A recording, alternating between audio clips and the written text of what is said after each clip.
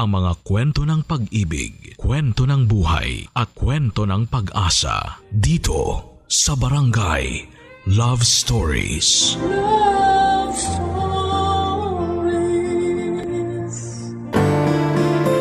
Napakasarap magkaroon ng buo at kumpletong pamilya. Kasi sila ang iyong sandalan sa lahat ng laban at katuwang sa pag-abot ng mga pangarap. Ngunit hindi rin maikakaila na minsan ay sila rin ang nagiging sanhi ng bigat at pasanin sa buhay. Ikaw, kabarangay, paano mo ipaglalaban ang iyong karapatan bilang isang legal na anak? Dear Papa Dudut, ako po si Ira, sobrang tinapangan ko po talaga ang sarili ko para lamang maisulat ko po itong buhay ko na gusto kong i-share sa lahat ng mga kabarangay natin. Fan niyo po ako, Papa Dudut. At kayo po ang kapiling ko tuwing bored po ako at pagod sa buong araw sa trabaho. Mabuti po't available ang podcast ninyo sa Spotify. Kaya po at ang mga istorya ng buhay ng mga listeners ang naging kasama ko. Gusto kong simulan ang kwento ko noong bata pa lamang ako. Pagmulat ko po ng aking mga mata sa mundo ay marangya po ang kinagisnang kong pamumuhay sa probinsya sa Bohol. May malaking bahay po kami at negosyo po ang mga magulang ko na bakery. Kaya marami akong nakakasalamuhang trabahante ng dati naming bakery kasi nakadugtong lamang ang bahay namin sa aming bakery. Ang hindi ko po makakalimutan noong mga panahon na yon ay ang mga away ng parents ko. Parating babae po ang dahilan ng away nila, Papa Dudut. Etong tatay ko kasi ay sobrang babaero.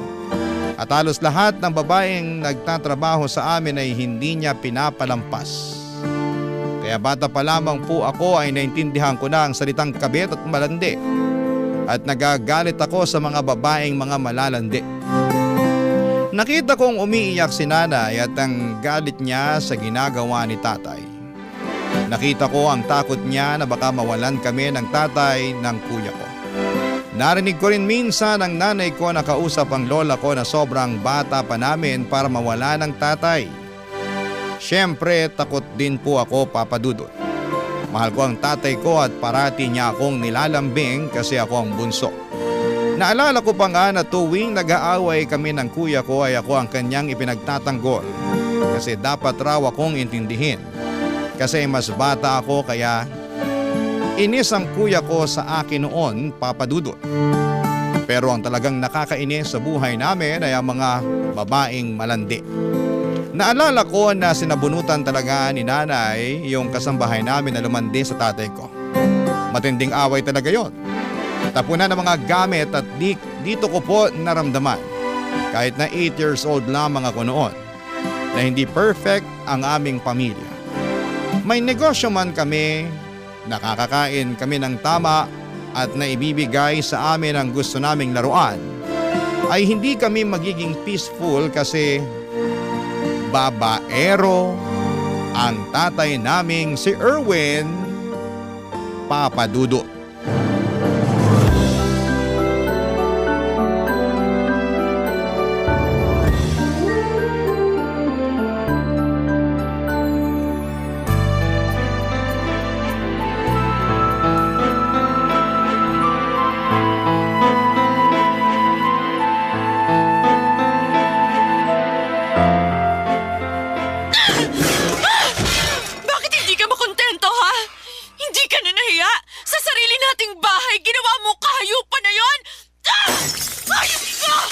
Ka na, Carla! Ikaw ang tumigil! Kailan ka ba titino, Erwin? Hayop ka! Tay! Tay! Tama na po! Hindi ka na nahiya sa mga anak mo. Alam na alam nilang pinagagagawa mo. Maging role model ka naman sa mga anak mo. Eh, itong pambabato mo ng gamit. Role model din ba to? Huwag mo akong baliktarin, Erwin, ha? Kung matino ka lang, kung hindi ka nakikipaglandian dun sa katulong natin, hindi mangyayari to! Hindi ako magkakaganito! Oo na, sige na! Hindi ko na uulitin. Tama na. Talaga lang. Ilang beses mo na yung sinabi sa akin. Ilang beses ka nang nangako, pero ano? Wala pa rin. Nauulit lang na nauulit. Tama na sabi, lintik na buhay to. Eh, tumino ka kasi! Tigilan mo ang pambababae mo! Mamalasin talaga tayo nito sa ginagawa mo eh! Kasi konting asenso lang ng negosyo natin, ayan ka na naman sa bisyo mo! Nang bababae ka! Nang bababae ka! Ah! Carla! Ano ba? Nay! Tay! Carla, sabi ko naman sa'yo, walang nangyari. Gagawin mo pa akong sinungaling, ha? Eh, anong ginagawa nyo? Ano yung nakita ko? Ewan ko sa'yo. Hoy! Ah! Erwin, saan ka pupunta? Hahanap ako ng katahimikan. Bumalik ka dito! Erwin, bumalik ka! Nay! I'm sorry, anak.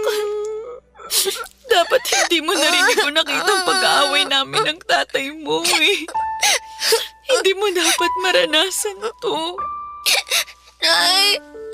Totoo ba talagang naging babae ni tatay yung si Ate Jen? Oo. Siguro pinangakuan ng tatay mo. Binigyan ng pera. Alam naman niya na may pamilya ang tao. Dito siya nagtatrabaho sa atin pero pinatulan niya pa rin ang tatay mo. Parang parati na lang ganito si tatay. Parang naglalaro pa rin ang tatay niyo. Hindi pa rin nagmamature. Paano na tayo, Nay? Baka hindi na uuwi si tatay. Iniiwanan niya ba tayo? Hindi ko alam, anak. Nay, ayokong mawala si tatay. Tahan na, anak. Tahan na. Ganito. Babantayan ko ang tatay mo. Ikaw rin, bantayan mo ang tatay mo. Ayoko naman na maghiwalay kami. Ayoko mawalan kayo ng tatay. Eh, ako rin, Nay. Ayoko. Pero, bakit ganon si tatay? Hindi ba niya kayo mahal? Kasi naghahanap siya ng iba? Ganon ba yun? Pinakasalan ako ng tatay niyo. Kaya mahal niya ako. Sadyang hindi pa lang siya ganun karesponsable at nangyayari mga ganito. Natutukso pa rin siya. Dapat magbago na si tatay para hindi na kayo mag-away. Hindi nang gusto ko mangyari, anak. Na magbago na siya. Na makita niyang hindi lang ako nasasaktan. Pati kayo. Kayo ng kuya mo. Mabuti nandun si kuya kay na lola. Hindi niya nakita tong pag-aaway niyo ni tatay. Kung alam ko lang, sana doon ka na lang din muna sa lola mo para hindi mo makita ang ganito. Basta, promise ko sa'yo, babantayan ko ang tatay mo para hindi siya makagawa ng mali. Ako rin, Nay. Babantayan ko si tatay. Ang anak ko. Mahal na mahal ko kayo. Ayaw kong nasasaktan kayo. Ayaw ko masira ang pamilya natin ng dahilan sa mga babaeng yan. Hindi ako papayag. Hindi, anak. Ang sama-sama nila, Nay. Inaaway nila kayo. Gusto nilang kunin si tatay. Pero hindi ako papayag, anak. Magiging buo ang pamilya natin.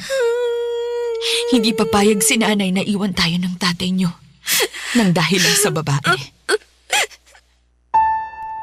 Papa Dudut, hindi umuwi ang tatay ko noong araw na yon at ang malala ay kinuha niya ang kuya ko at sinama niya sa kanya. Kaya hindi magkanda o gaga si nanay na puntahan si tatay at para magkaayos silang dalawa. Nangako si tatay na magiging matino na at hindi na siya mambababae. Nag-expand ang negosyo namin, meron na rin kaming poultry farm at dahil gusto ni na tatay at nanay na matuto kami ng mga gawain at hindi aasa na lamang sa kanila ay tinuruan nila kaming magtrabaho. Pero yung hindi naman mabibigat at yung mga na-enjoy pa rin namin ang aming ginagawa. Hanggang sa mag-11 years old ako. At sobrang malaki na ang negosyo ng aming pamilya. Kung anong meron sa mga kaklase ko at meron din ako. Kaya hindi ako naiinggit sa kanila. Ang alam ko ay silang naiinggit sa akin. Pero hindi ko naman pinagmamalaki yon, naging humble naman akong tao dahil sa pangaral ni nanay. Naging normal na rin sa bahay na magkaroon kami ng kasambahay at dumating sa amin si Rowena. Bata pa ito, Papa Dudut. Mabait siya sa akin at naalala ko one day na lumuwa si nanay kasama ang kuya ko para mag-enroll si kuya sa college, ay nagkaroon kami ng moment ni Rowena, Papa Dudut.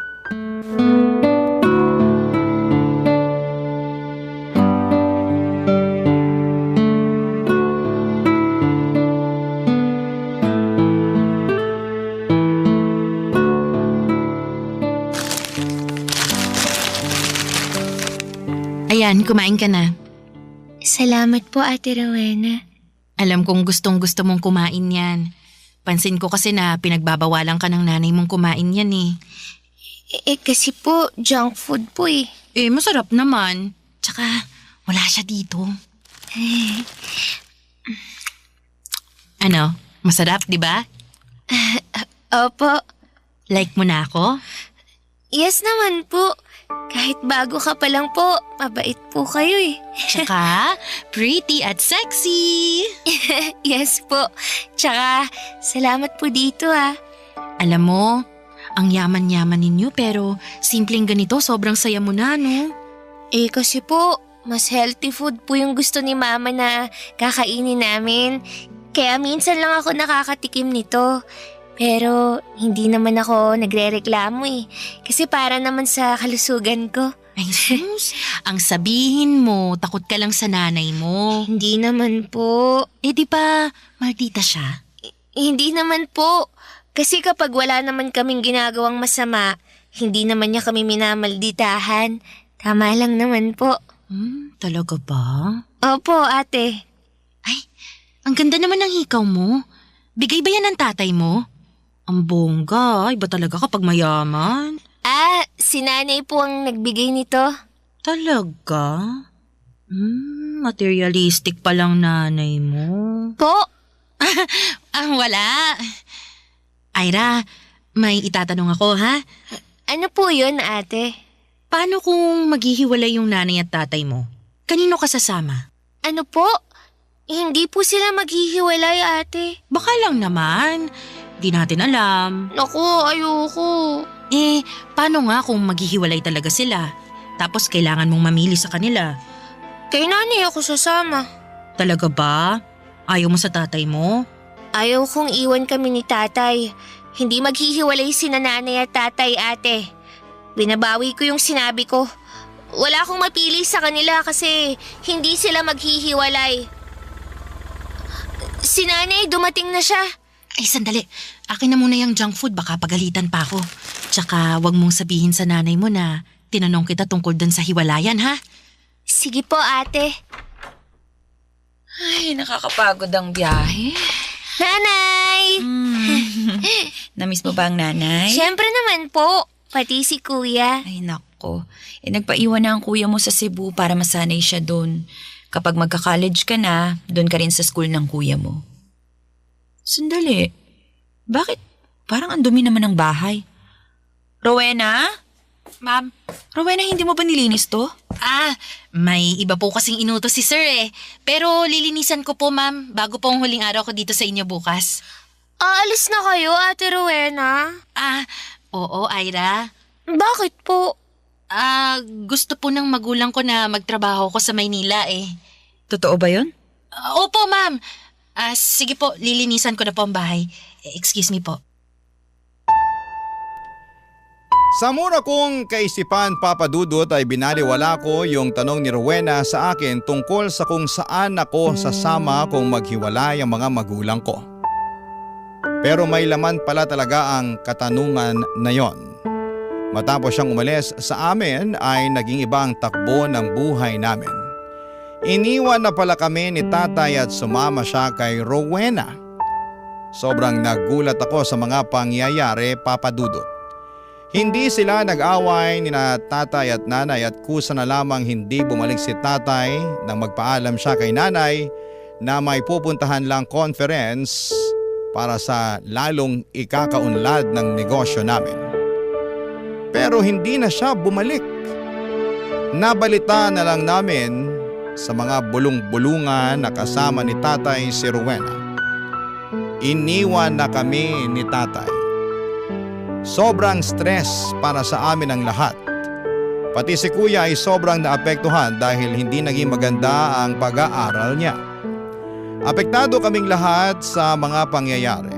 Walang araw at gabi na hindi umiiyak ang nanay ko, Papa Dudut. Nakita ko ang kanyang hinagpis, ang lungkot at galit. Nakonsensya rin ako kasi nag-promise ako sa kanya. Nababantayan ko si tatay pero hindi ko nagawa. Sana pala ay sinabi ko kay nanay yung tanong sa akin ni Rowena. Siguro'y natumbok ni nanay na si Rowena ang bagong babae ni tatay sa loob ng aming tahanan. Walang kamalay-malay si nanay na may sumasalisin na pala kay tatay, Papa Dudut. May isang ahas pala sa paligid at bait-baita ng pinapakita sa amin pero ang totoo, isa siyang masamang nilalang. Barangay Love Stories. Barangay Love Stories. Papa Dudut, hindi ko talaga makalimutan ang araw na iniwan kami ni tatay at sumama siya kay Rowena. Halos walang nagawa si nanay sa kanyang buhay kundi ang umiyak. At dumating ang araw na ang mga pag-iyak niya ay naging takot. Wala rin akong nagawa para pagaanin ang nararamdaman ni nanay dahil pati ako ay nasasaktan din sa ginawa sa amin ni tatay. Kaming lahat, Papa Dudut. Kung nakikita kong umiiyak si nanay, ako naman ay umiiyak na mag-isa. Walang nakakaalam. Unti-unti kong nararamdaman ang panliliit sa aking sarili, lalo na't kaharap ko ang aking mga kaibigan na dati ay wala naman akong insecurity dahil maganda ang naging buhay namin, pero naiinggit ako, Papa Dudut, na meron silang tatay. Tapos ay wala ako, Papa Dudut. Hindi ko alam kung babalik pa ba si tatay tulad noon. Pero sa pag-iwan na ito ay walang nagaganap na away. Ang nanay ko pa nga ang nag-ayos ng mga gamit ni tatay para dalhin niya sa conference. Pero yun na pala ang araw na iiwan niya kami. Naisip ko kung hindi ba kami mahal ni tatay dahil basta-basta na lamang siyang nagdesisyon na ipagpalit kami sa isang babae na kasama namin dati sa bahay. Hindi talaga ako makapaniwala na broken family na kami. At hindi ako makapaniwala na pati ako ay matatakot sa security ng buhay namin. Lalo na noong dumating ako ng school at umuwi ng bahay.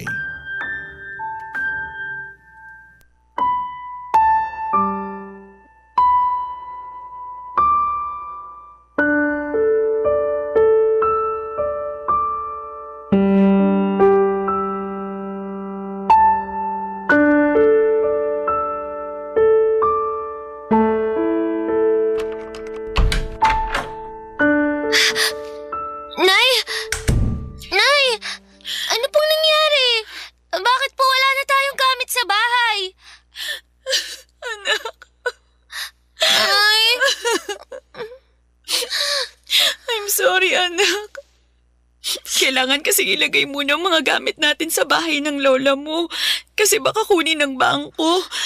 Bakit po kukunin ng bangko?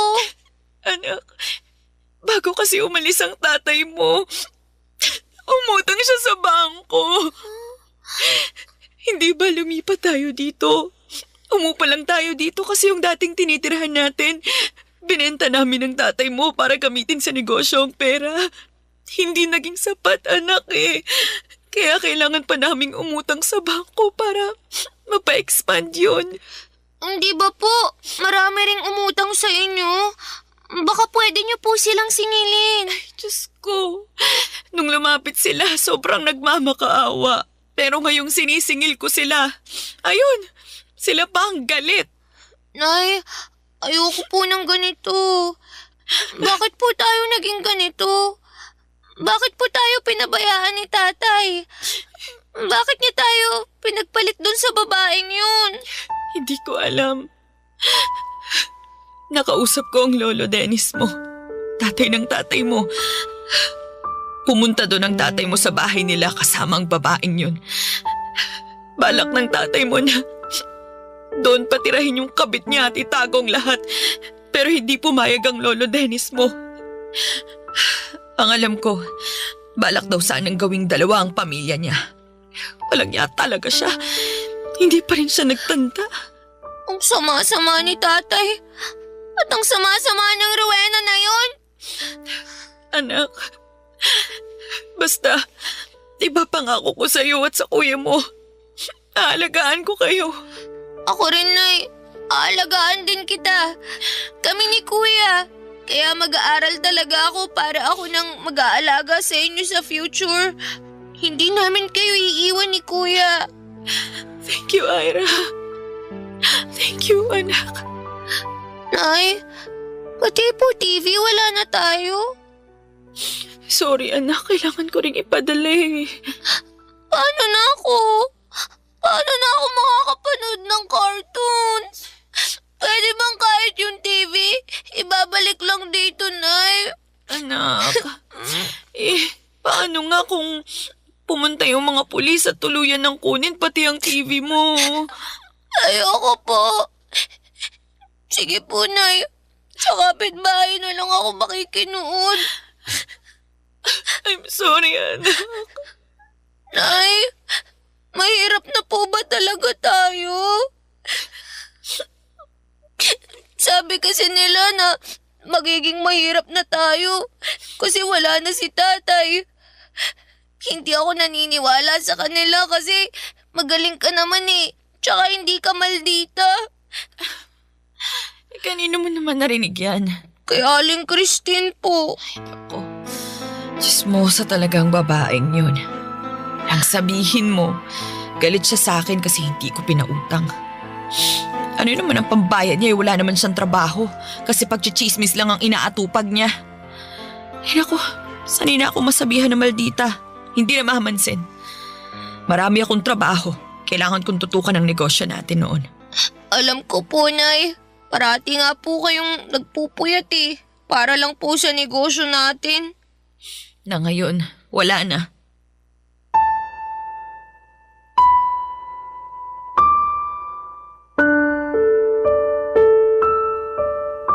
Sobrang affected talaga kami sa pagkawala ni Tatay Papa Dudut. Hindi na manage ni Nanay ng mabuti ang negosyo kasi palagi siyang umiiyak sa pagkawala ni Tatay. At marami ring utang si Tatay na binayaran ni Nanay. May mga tao ring lumapit kay Nanay para mangutang at sinamantala ang sitwasyon.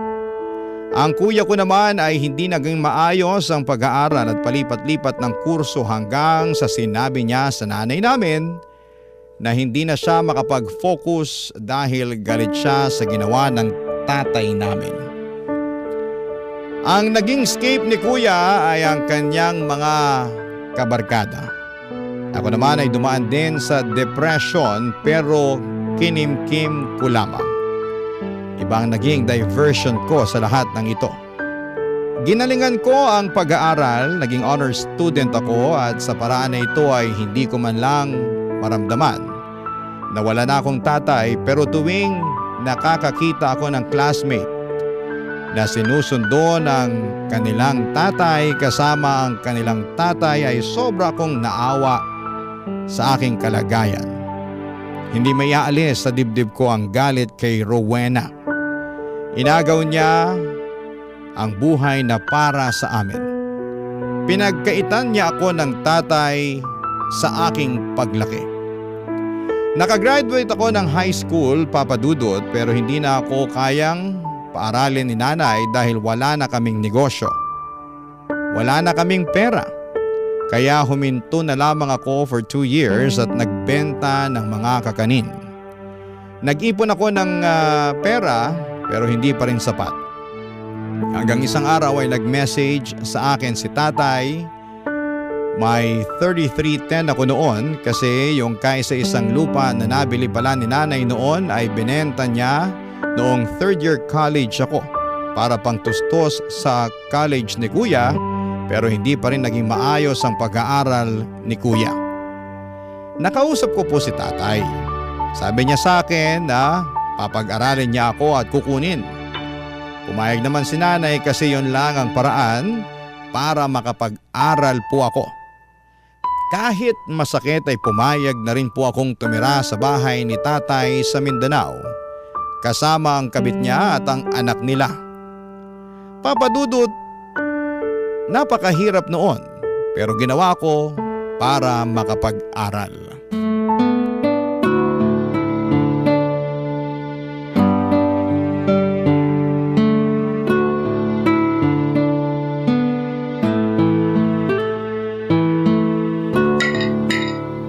Nako, dalaga ka na pala talaga. Sana nagustuhan mo yung binili kong blouse sa'yo para may bago ka namang damit. Thank you. Sana maging maayos ang relasyon ninyong dalawa. Yung nanay mo kasi sobrang mabunganga. Saka sana maging mabait na ate ka sa kapatid mo. Mamayang hapon nandito na yon, nasa school lang. Kumain ka pa, Ira, para magkalaman ka naman. Oo, kailangan mo yan anak. Dapat maging malusog ka saka pambawi sa energy mo. Mahabang biyahe rin ang ginawa mo para makarating ka dito. Opo, Tay. Ang layo po pala talaga. Tay, kailan po pala ako mag-e-enroll? Nakausap ko kasi yung kaibigan ko na taga doon sa kabilang bayan. Doon kita pag-aaralin, maganda ron. Matatalino yung mga estudyante ron. Matalino ka rin naman kaya doon kita pag-aaralin. Sige po, Tay. Excited na po akong makapag-kolehiyo. Kumuha ka ng veterinary para makatulong ka sa negosyo natin. Sige po. Kahit ano po, basta makatapos lang po ako sa pag-aaral. Alam mo, di ba ang lawak-lawak nitong Mindanao, maraming nag-aalaga ng hayop. Yayaman tayo nito. Okay po, Tay. Pero kailan po bang enrollment? Kasi po baka hindi na ako makaabot eh. Ay, yun nga pala sasabihin ko sa'yo, anak. Hindi ka kasi muna makakapag-aral ngayon. Po? Pero pag-aaralin pa rin kita. Huwag kang mag-alala, sa susunod na taon mag-aaral ka na. Sa ngayon, tumulong ka muna sa negosyo. Nandyan lang naman yung school, hindi naman yan naaalis eh. Saka bata ka pa. Mas mabuti kang may alam ka na sa piggery bago ka mag-aaral ng veterinary. Hindi po ba pwedeng ngayon? Sarado na raw kasi ang enrollment kaya next year ka na lang. May entrance exam din kasi, hindi ka na nakaabot. Sige po, Tay. O sige na. Opo, Tay.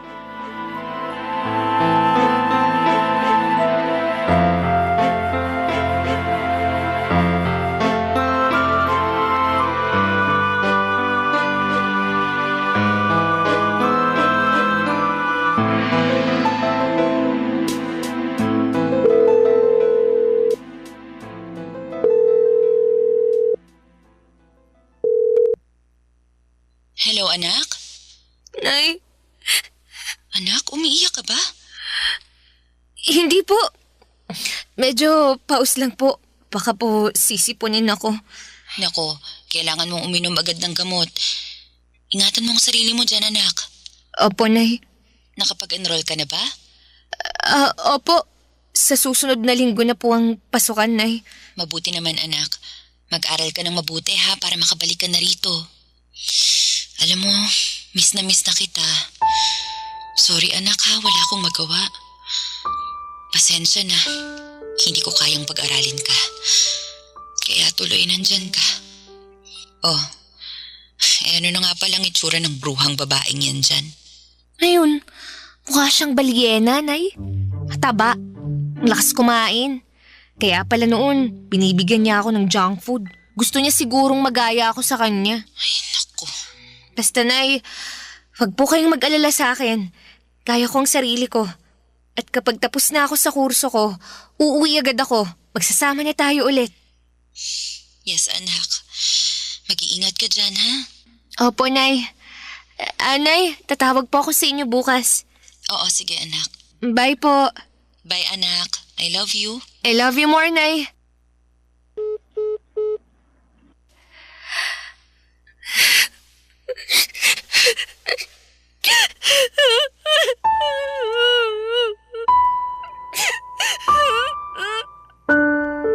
Papadudod, sobrang nakaka-devastating po ang mga nangyari. Parang naloko po ako ni Itay. Ang sadya ko ay ang mag-aral pero ginawa po kong parang kasambahay. Parang nag-switch kami ng role ng bruhang si Rowena. Siya na ang among hukluban. Kahit wala pong kasalanan, ang anak nilang dalawa ay naiinis akong makita ito. Kasi ako dapat yung niyayakap ni tatay, ako ang dapat na binibigyan ng atensyon. Naiinis ako sa kanila at araw-araw akong umiiyak. Naawa sa aking sarili at bakit ba ako nakikipagsiksikan dito para lamang alilain? Wala namang masama kung tutulong pero kung sa pamilya ko, kinananay at kuya ko mas gusto. Tinis ko ang lahat, sabi ko ay may bukas pa naman.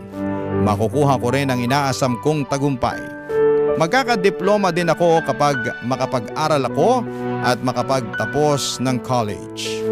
After kong hindi mag-aral ng 1 year para tumulong sa pigirin at tatay, ay sa wakas ay nakapag-aral ako sa Kabakan State University. At during the time ay wala pang tuition fee. Kung may free tuition lang sana noon, wala pa pong free tuition fee at kung may free tuition lang sana noon, hindi na sana ako nakipagsiksikan at maramdaman ang inis sa pagmumukha ni Rowena. Nagsumikap talaga akong mag-aral, Papadudot, at naging Dean's Lister po ako. Pero noong mag-second year na sana ako, ay pinahinto ulit ako ni tatay dahil may bago itong negosyo. Nagkaroon sila ng poultry tulad ng negosyo namin noon. Sobrang lungkot ko po at naiinggit ako sa half-sister ko dahil lahat ng atensyon ni tatay ay nasa kanya na. Sobrang nagse-self-pity po ako, Papadudot. Ang masokista ko naman para maranasan ang sakit na ito. Grabe ang mga pasakit, Papadudot. Barangay Love Stories. Barangay Love Stories. Papadudot, hindi ko na po kayang pakisamahan pa ang babaeng sumira ng pamilya ko.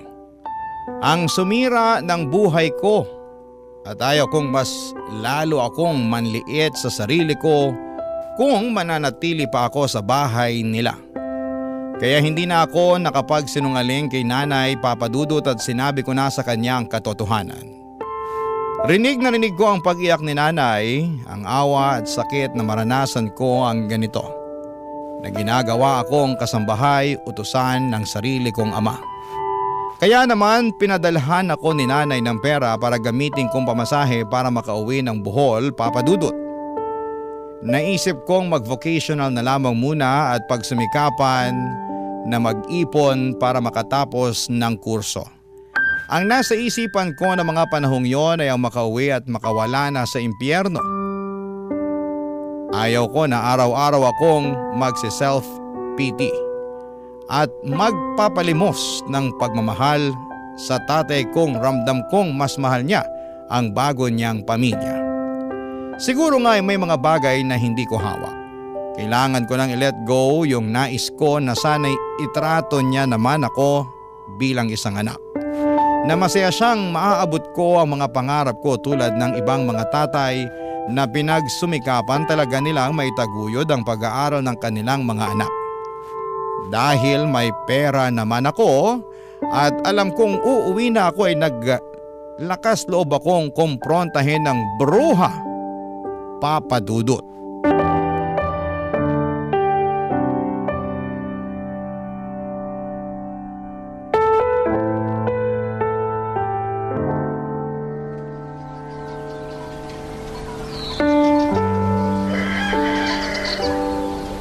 Ira, kailangan mo nang linisin yung sa manukan para pagdating ni Erwin maayos na yon. Ano? Para maayos na. Yun ang bilin ni Erwin. Kung gusto mong maayos yan, ikaw na ang gumawa. Total tiyamay ka naman dati, di ba? Tapos ngayon kung umasta ka para kang Reyna. Aba, ganyan ka na sumagot. O bakit? Tama naman yung pinagsasasabi ko ah. Isa kang tiyamay na ginamit yung katawan mo para akitin ang tatay ko. Sasaktan mo pa ako, ha? Ibang klase ka talaga no?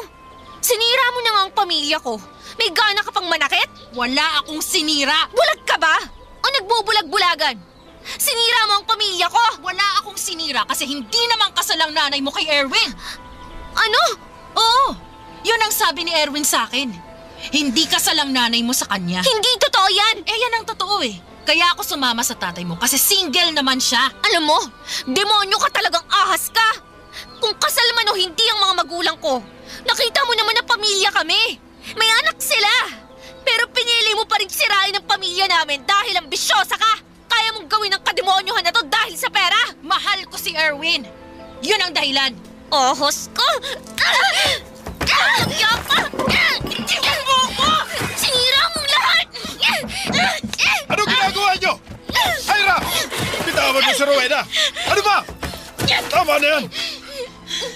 Yung anak mo, sinasaktan ako. Dapat lang naman sa kanya yan! Kasi siyang sumira ng pamilya ko!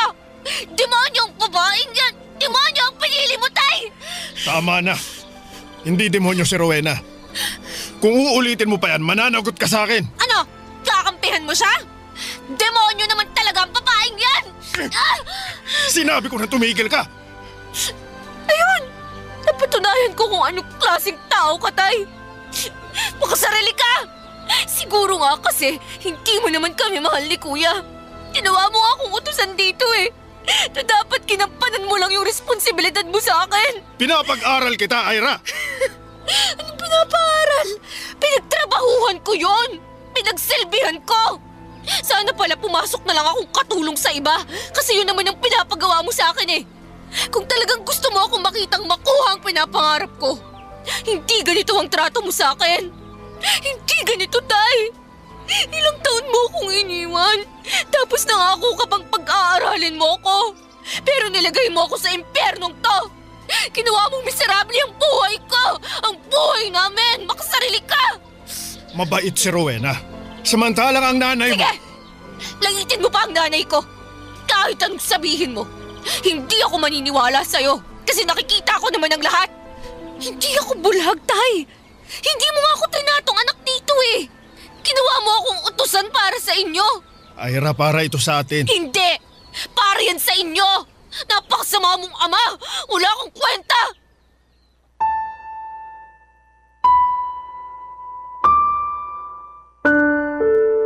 Noong araw ding yon, Papa Dudut, ay lumayas ako sa poder ng aking tatay. Dapat ay noon ko pa ginawa yon pero tiniis ko. Naging positibo lamang ako na darating ang araw na malalampasan ko rin. Pero kapag nasa impyerno ka na talaga at kasama mo ang mga demonyo, ay kailangan mo talagang umalis. Dahil wala kang mahihita sa kanila, kundi ang kasamaan nila at walang ka-remorse. Bumalik ako sa Bohol at sa unang pagkikita namin ni nanay ay niyakap ko siya ng sobrang higpit at napakatagal. Namiss ko ang nanay ko at nangako ako sa kanya na magsusumikap ako. Kaya pumunta ako ng Cebu para magtrabaho.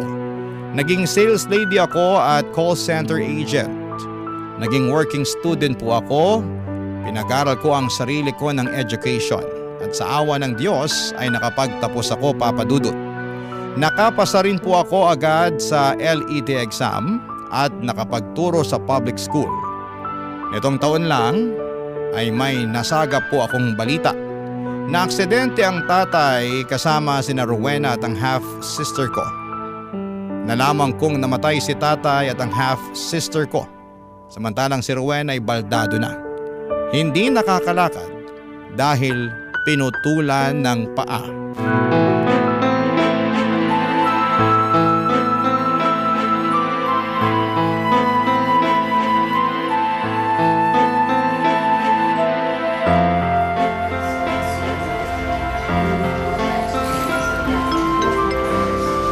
Paging Dr. De La Cruz. Ira? Ayan ang karma. Natikman mo na. Ira. Wala na si tatay. Dapat hindi na ako nakipagkita sa'yo kasi sino ka ba sa buhay ko? Pero sige, sa huling pagkakataon, gusto kong makita ang karma sa'yo. Ira. Patawarin mo ko. Kung hindi ka pa naputulan ng paa at namatayan ng anak, hindi ka hihingi ng tawad? Alam mo, kumonsulta na ako sa abogado ko. Lahat ng ari-arian ng tatay ko mapupunta sa akin. Kasi ako ang legal daughter. Kailangan ko pa bang tagalugin yun para maintindihan mo? Ira, maawa ka naman. Wag naman. Namatayan na nga ako eh. Tapos pati yun kukunin mo pa. Ay, hindi ko na kasalanan yun. Sabi mo noon hindi kasal sina tatay at nanay kaya wala kang kasalanan nung sumama ka kay tatay at masira ang pamilya namin, di ba? O ngayon naman, sasabihin ko sa'yo na wala akong kasalanan kung wala kang makukuha ni isang kusing. Kasi wala naman sa batas na ang isang kabit makukuha niya ang pera ng kinakasama niya. Sa batas, ang legal na anak ang may karapatan. Kaya wala akong kasalanan kung magutom ka paglabas mo dito sa ospital. Walang hiya ka. Ano? Ulitin mo sinabi mo. Ako, walang ya? Naku, ha, Rowena. Mahiya ka naman. Wala ka nang paa. Ganyan ka pa kung makapagsalita. Pinaghirapan ko rin yon. Batas na ang may sabi, hindi ako. Eh, hindi naman kasi kayo kasal ng tatay ko, di ba? Ako, tigil-tigilan mo nga ako sa kakaiyak mo, ah. Hindi bagay sa isang ahas ang umiyak. Ang lahat ng to, karma ang tawag. Karma sa kasamaang ginawa mo. Carla!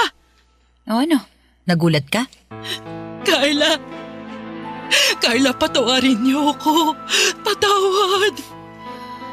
Ang dali mo namang sabihin yan. Sincere ka ba? O dahil lang hindi ka na makakatakas? Kasi naman… Namatayan ako ng anak! Namatay si Erwin! Sana naman mapatawan niyo Ay ako. nako, hindi na effective yung paawa mo. Hindi kita mapapatawad sa ginawa mo sa pamilya ko. Yan! Para yan sa ginawa mo sa akin. Para sa panganay ko. At yan! Para sa bunso ko! Kaya hindi ka namatay para maramdaman mo ang sakit. Kaya ka pinaparusahan ngayon. Nay, tama na. Nakita naman natin ang karma eh. Nakaganti na tayo. Lumabas na tayo, Nay. Tama. At ito na ang huling pagkakataon na makikita kong isang ahas na hindi na kayang gumapang pa at mangakit ng lalaki para sa kabaliwan niya. Magdusa ka. Bye! Enjoy your karma.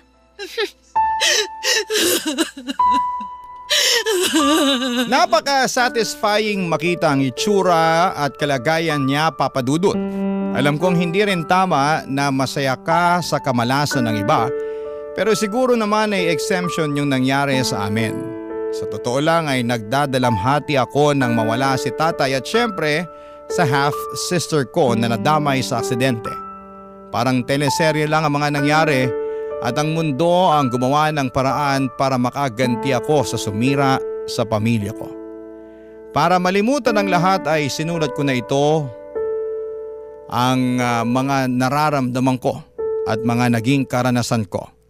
At gusto ko nang wakasan ang trauma na idinulot ng pagiging broken family namin. Kaya sa paaralan ay itinuturo ko talaga sa aking mga estudyante ang mabuting asal. Lalo na ang kahalagahan ng isang buo at masayang pamilya. Tinuturo ko rin na dapat kapag hindi pa kayang panagutan ang buhay pamilya ay huwag muna itong magpamilya. Saka sa mga lalaki huwag maging babaero. Sa mga babae naman ay mag-ingat sa tukso at huwag gumaya sa isang Rowena.